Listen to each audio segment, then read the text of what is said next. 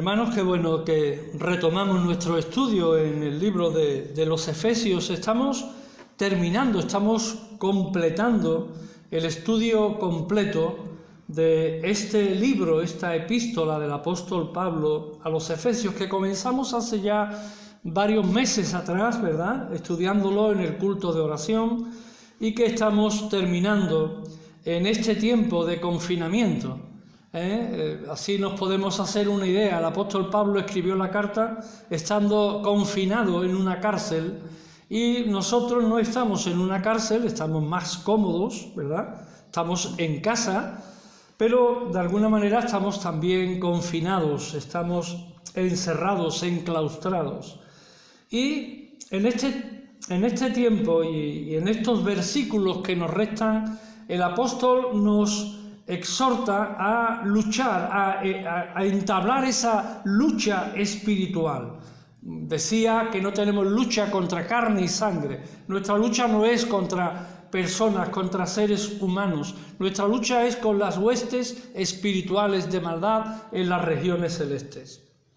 Y ahora, entrando directamente en el combate, para combatir en la antigüedad, los soldados se ceñían un traje especial, ¿verdad? Se ceñían de una serie de herramientas que les protegían a la hora de combatir contra el enemigo. Y el apóstol Pablo nos dice en el capítulo 6 y los versos 13 al 17, nos dice lo siguiente: por tanto, tomad toda la armadura de Dios. Nos exhorta a tomar la armadura, a vestirnos con la armadura de Dios, no con nuestra armadura, no con nuestro ropaje, sino con la armadura y el ropaje que Dios nos da. Tomad toda la armadura de Dios para que podáis resistir en el día malo, y habiendo acabado todo, estad firmes. Estad pues firmes, ceñidos vuestros lomos con la verdad, vestidos con la coraza de justicia, calzados los pies con el apresto del Evangelio de la paz. Sobre todo tomad el escudo de la fe, con que podáis apagar todos los dardos de fuego del maligno. Y tomad el yelmo de la salvación y la espada del Espíritu, que es la palabra de Dios. ¿Cómo debemos enfrentar esta lucha espiritual? El apóstol nos da indicaciones de cómo hacerlo. Nuestra parte en esta lucha consiste primero en conocer plenamente estas verdades que hemos proclamado. Debemos creerlas de todo corazón y hacerlas nuestras. La posición que Cristo reconquistó fue para nosotros. Él recuperó lo que perdimos en el Edén con nuestro primer padre, Adán. Ahora, por la fe, debemos apropiarnos de todo lo que Él reconquistó en esa cruz del Calvario a nuestro favor.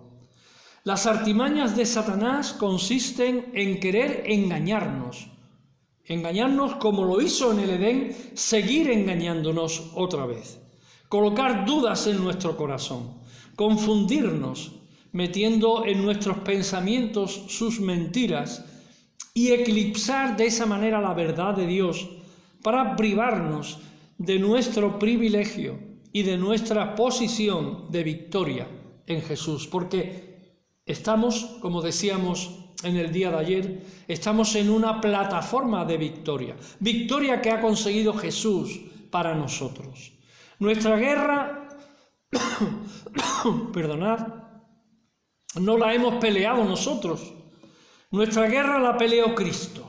Él hizo la guerra solo y derrotó completamente a nuestro enemigo en esa cruz del Calvario. Nuestro David venció a Goliat. Esta victoria está únicamente en Jesús, como cantamos en muchas canciones, ¿verdad? La victoria está en Jesús. Él tiene la victoria. Fuera de Cristo reinan las tinieblas y el Dios de este siglo, al que no debemos seguir. Y debemos de tener mucho cuidado porque nos engaña. Cristo reconquistó un territorio espiritual que hasta entonces estaba prohibido para nosotros. Él lo conquistó, lo reconquistó para nosotros. Nuestra lucha consiste en estar firmes, en no retroceder, en mantener el territorio que Cristo ha recuperado para nuestras vidas. Nunca debemos retroceder ante el enemigo. Debemos estar firmes contra las acechanzas del diablo. Debemos estar firmes ante los principados y potestades. Bien parados, plantados, ni un paso atrás, hermanos. Resistir hasta el fin. Si Dios es por nosotros, como dice Romanos, ¿quién podrá oponerse? Aleluya. Aleluya, es suyo el reino, el poder y la gloria por todos los siglos. Nada podrá hacernos frente si estamos plantados en Cristo Jesús. Por eso el apóstol dice en el versículo 10, fortaleceos en el Señor y en el poder de su fuerza, no en otra cosa, no en tus propios valores o en tu propia potencia, en tus propias fuerzas, no, en el Señor y en el poder de su fuerza, no de la tuya. Con ese poder que hablamos en el capítulo 1, el soldado necesita fuerzas interiores y armaduras exteriores. ¿Cuál es el poder que tenemos en nuestro interior? Recordemos el hiper bayo mega dinamis, es decir, la supereminente grandeza de su poder. De ese poder tenemos que llenarnos cada día para librar esta lucha espiritual en la que estamos y en la que vivimos. El versículo 11 dice, para que podáis estar firmes contra las acechanzas del diablo. El versículo 13, para que podáis resistir en el día malo y habiendo acabado todo, estad firmes, estad confiados, estad tranquilos. Y el 14 dice, estad pues firmes. Esa es la exhortación del apóstol Pablo. Que nuestra firmeza sea una realidad. La apelación principal en estos textos no es a conquistar, no es sino a estar firmes, a mantener la conquista que Cristo ya ha conseguido, a mantenerlo conquistado por Cristo. En el versículo 14 da la orden de una manera en un tono imperativo, como la que dan los jefes militares cuando le hablan a sus soldados y les dicen firmes. Esa es la idea. Firmes. La armadura de Dios, hermano, en el versículo 11 dice, vestíos de toda la armadura de Dios. Y el versículo 13 lo repite, tomad toda la armadura de Dios. Notemos qué es la armadura de Dios. No son armas humanas, no son armas materiales. En 2 de Corintios 10:4 dice que son armas poderosas en Dios para la destrucción de fortalezas. Quizás Pablo, estando en la prisión, tenía cerca un soldado romano que le servía de modelo alegórico, y así fijándose en ese modelo, él hablaba del cinto de la verdad. Más que un cinto era una especie de faja, más que un cinto como lo entendemos nosotros, era una especie de faja y era lo primero que se ponía el soldado. Del mismo modo debemos envolvernos en la verdad. Ceñid los lomos de vuestro entendimiento, dice 1 de Pedro 1:13, con la verdad. La verdad debe de ser nuestra bandera siempre, hermanos. Aunque en ello nos vaya muchas veces el prestigio, nos vaya alguna pérdida, debemos de hablar la verdad. La coraza de justicia es la segunda de las herramientas con la que debemos vestirnos. La coraza de justicia. Coraza viene de la palabra corazón, es lo que protege el corazón y el pecho del soldado. El enemigo nos va a atacar allí queriendo acusarnos en nuestra conciencia por nuestras fallas, por nuestros pecados. Debemos recordar que nuestra justicia es Cristo, que somos salvos por gracia y no por las obras. Si fuera por las obras todos estaríamos condenados. Somos justificados por la fe. Cristo es nuestra justicia. A la vez es importante, para no dar lugar al acusador, confesar nuestros pecados cada vez que los cometemos y vivir con una conciencia limpia. Si hay pecado en tu vida, no lo calles, confiésalo a Dios. Tercer aspecto, el calzado del Evangelio. El calzado es la prontitud del Evangelio de la paz. Donde lleguemos debe llegar el Evangelio con nosotros, de manera inmediata. No podemos andar descalzos. Predicar un Evangelio donde quiera que vayamos es parte de nuestra armadura. Además de ser una protección para nosotros, es lo que hace posible que el reino se extienda a otras personas. El escudo de la fe. Fe es creer a Dios. El enemigo dispara dardos de fuego. Estos son pensamientos mentirosos, sentimientos engañosos, que si se hacen blanco en nosotros, comienzan a destruirnos como las flechas incendiarias. Cuando le creemos a Dios en todo tiempo y circunstancia, las dudas y las mentiras caen ante ese escudo, el escudo de la fe, que nos protege de esos dardos de fuego del maligno. El yelmo de la salvación, el casco que protege la cabeza. El enemigo apunta a la cabeza y nosotros debemos vivir protegidos por la salvación de Dios y nunca estar sin cobertura sobre nuestra cabeza. Esta cobertura significa protegido bajo la autoridad de Cristo y tener la mente de Cristo. Debemos de proteger nuestra cabeza con el yelmo de la salvación. Somos salvos y el enemigo va a acusarnos de que hemos perdido la salvación, de que no tenemos la salvación.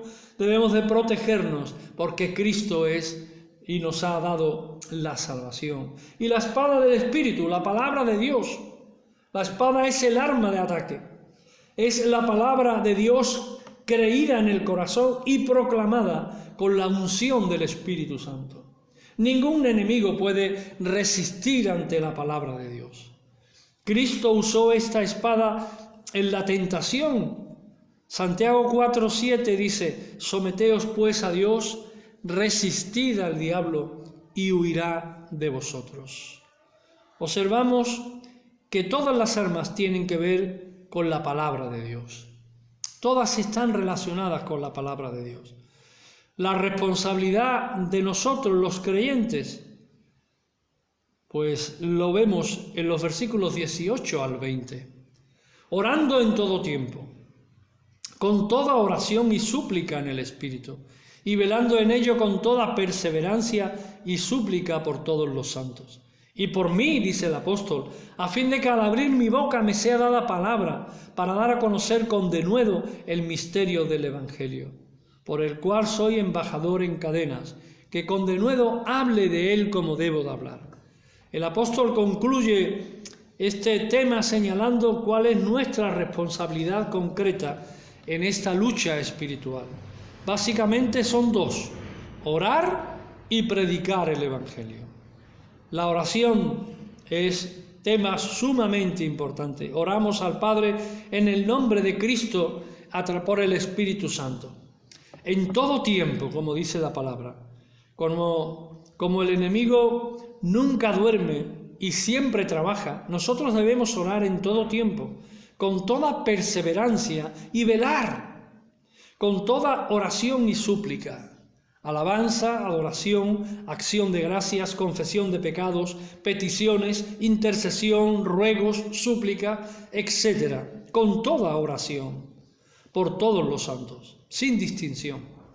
Pues nuestro enemigo está en continua guerra contra los hijos de Dios y debemos protegernos y proteger con nuestras oraciones a nosotros y a nuestros hermanos.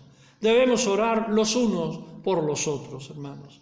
Dios, en respuesta a nuestras oraciones, envía a sus ángeles a pelear contra los espíritus malignos, como vemos ahí en el libro de Daniel, en el capítulo 10, los versos 12 al 21. La oración es fundamental. Nuestra función no es ordenar a los ángeles. Nosotros no somos quien ordenamos a los ángeles, nosotros oramos a Dios. Colosenses capítulo 2, versículos 18 y 19. Y otra función súper importante, la proclamación del Evangelio. Pablo pide oración para que el Evangelio sea predicado a través de su intermedio. Él es un intermediario. Y esto es lo que debemos pedir constantemente por todos los santos. Que cada creyente sea un predicador del Evangelio donde quiera que esté. Debemos pedir a Dios que nos dé la palabra precisa y el denuedo en cada ocasión. Orar por nuestros hermanos, orar por los que nos presiden en el Señor. Estas son las dos vías principales por las que el plan de Dios debe de progresar en el mundo. La oración y la evangelización. Al proclamar el Evangelio estamos en plena lucha espiritual. Estamos usando las armas poderosas de Dios para derribar las fortalezas del enemigo. Los argumentos que el enemigo ha construido en los hombres, engañándonos y engañándoles. Estamos dando a conocer la verdad para que los hombres sean libres. Aquel que escuchando el Evangelio lo cree, la verdad lo va a hacer libre. El que confiesa que Jesús es el Señor, el Salvador de su vida, ese será salvo y será librado de la potestad de las tinieblas y trasladado al reino de los cielos. Toda la armadura provista por Dios es para que seamos combatientes. No podemos vivir en tiempos de guerra como en los tiempos de paz. Debemos ser cristianos militantes, comprometidos con la palabra de Dios, comprometidos con esta lucha espiritual. Y para ello debemos orar, debemos leer, debemos meditar en la palabra y debemos de afianzarnos en la fe, debemos vestirnos con la armadura de Dios. Pablo utiliza los últimos 3 versículos en este libro de Efesios, son las últimas palabras del apóstol, cuando dice, para que también vosotros sepáis mis asuntos y lo que hago, todo os lo hará saber Tíquico, hermano amado y fiel ministro en el Señor, el cual envié a vosotros para esto mismo, para que sepáis lo tocante a nosotros y que consuele vuestros corazones. Paz sea a los hermanos y amor con fe de Dios Padre y del Señor Jesucristo. La gracia sea con todos los que aman a nuestro Señor Jesucristo con amor inalterable. Amén. Así que mirad, el portador de esta carta, porque recordad que desde la prisión donde él estaba en Roma, Pablo envía esta carta por mano de Tíquico a los santos que están en Éfeso.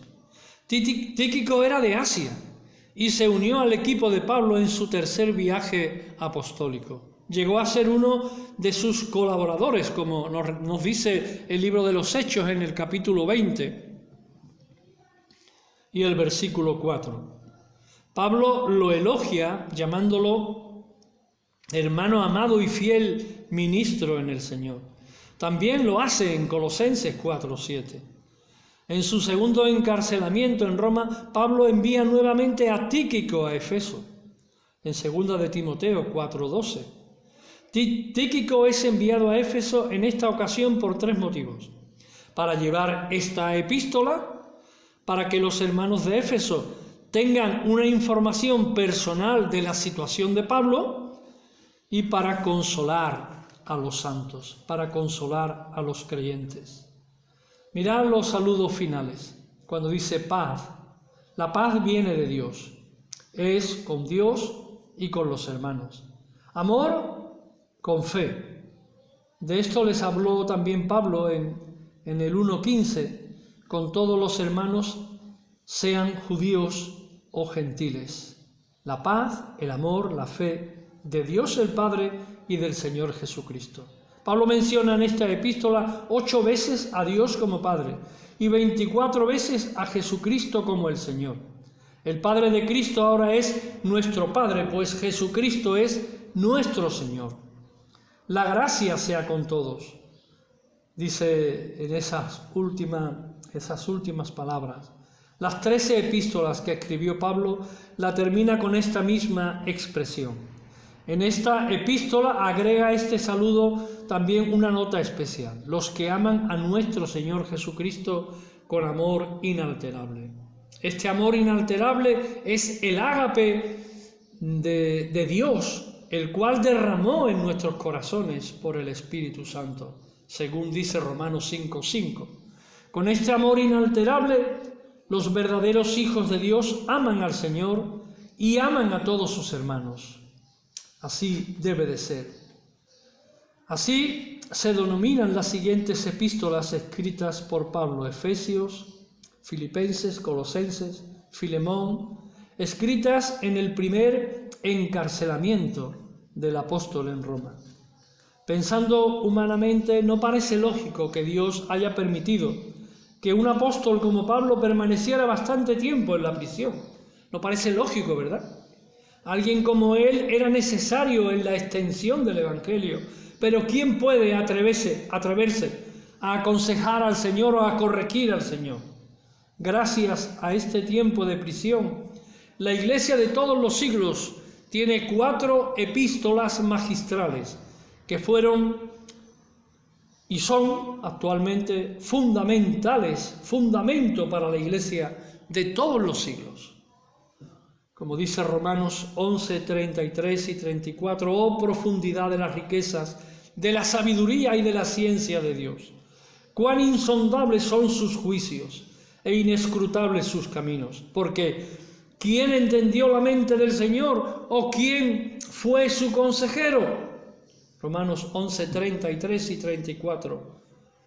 Ante esto hay que callar y decir: a Él sea la gloria por los siglos de los siglos. Amén. Tiempos muy parecidos a los que vivimos nosotros como iglesia. El Señor ha querido cerrar las iglesias, cerrar muchas cosas, muchas puertas. Él tiene su propósito.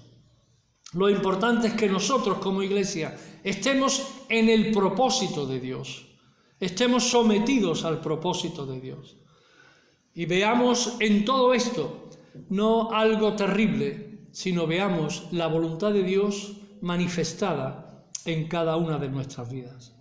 Bendito sea el nombre del Señor.